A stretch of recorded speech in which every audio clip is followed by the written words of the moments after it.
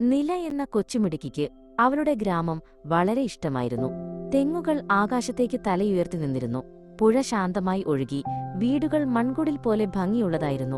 പക്ഷേ നിലയുടെ മനസ്സിൽ ഒരു രഹസ്യം ഒളിഞ്ഞിരിപ്പുണ്ടായിരുന്നു. ഒരു ദിവസം അവൾ ഒരു പുതിയ സാഹസിക യാത്രയ്ക്ക് ഇറങ്ങിത്തിരിച്ചു. നില ഒരു ദിവസം രാവിലെ അവളുടെ ഗ്രാമത്തിലെ വീടിന്റെ വാതിൽ തുറന്നു. അവൾ ഒരു ചെറിയ പാതയിലൂടെ മുന്നോട്ട് നടന്നു. അവളുടെ കാൽപാദങ്ങൾ മണ്ണിന്റെ മൃദുത്വം അറിഞ്ഞു. ഓരോ ചുവടിലും അവൾക്ക് പുതിയൊരു ലോകം കണ്ടെത്താനുള്ള ആഗ്രഹം തോന്നി. പെട്ടെന്ന് അവൾക്ക് മുന്നിൽ ഒരു വലിയ മുല്ലവള്ളിച്ചെടി പ്രത്യക്ഷപ്പെട്ടു.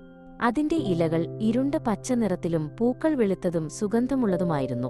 അവൾ അതിലൂടെ നോക്കിയപ്പോൾ ഒരു ചെറിയ നീല ചിത്രശലഭം പറന്നുപോകുന്നത് കണ്ടു. നില പതിയെ മുല്ലവള്ളിച്ചെടിക്കുള്ളിലൂടെ കടന്നുപോയി. അവളുടെ കൈകൾ വള്ളിച്ചെടികളെ തഴുകി. അവൾക്ക് പുതിയൊരു പാത തുറന്നുകിട്ടി. ആ പാത അവളെ എങ്ങോട്ടാണ് കൊണ്ടുപോകുന്നതെന്ന് അവൾക്ക് ആകാംക്ഷയായി. അവൾ കാടിന്റെ ഉള്ളിലേക്ക് നടന്നു. വലിയ പച്ച പന്നൽ ചെടികൾ അവളെ സ്വാഗതം ചെയ്തു.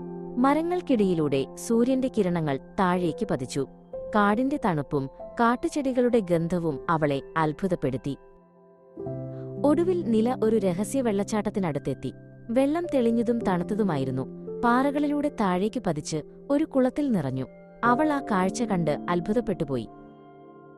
നിലക്കുളത്തിന്റെ അരികിൽ മുട്ടുകുത്തി വെള്ളത്തിൽ പതിയെ തൊട്ടു. വെള്ളം വളരെ തെളിഞ്ഞതായിരുന്നു. അടിയിലെ കല്ലുകൾ അവൾക്ക് കാണാമായിരുന്നു. ചുവപ്പും നീലയും മഞ്ഞയും നിറങ്ങളിലുള്ള ചെറിയ മീനുകൾ വെള്ളത്തിൽ നീന്തിക്കളിച്ചു. ഒരു തുമ്പി അവളുടെ അടുത്ത് പറന്നു നടന്നു.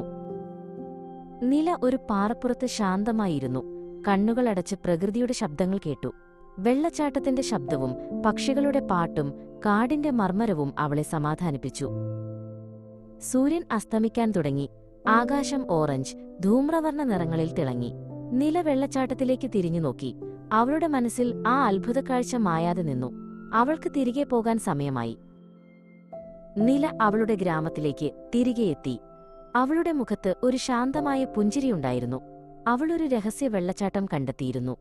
ആ രഹസ്യം അവളുടെ ഹൃദയത്തിൽ എന്നേക്കുമായി സൂക്ഷിച്ചു.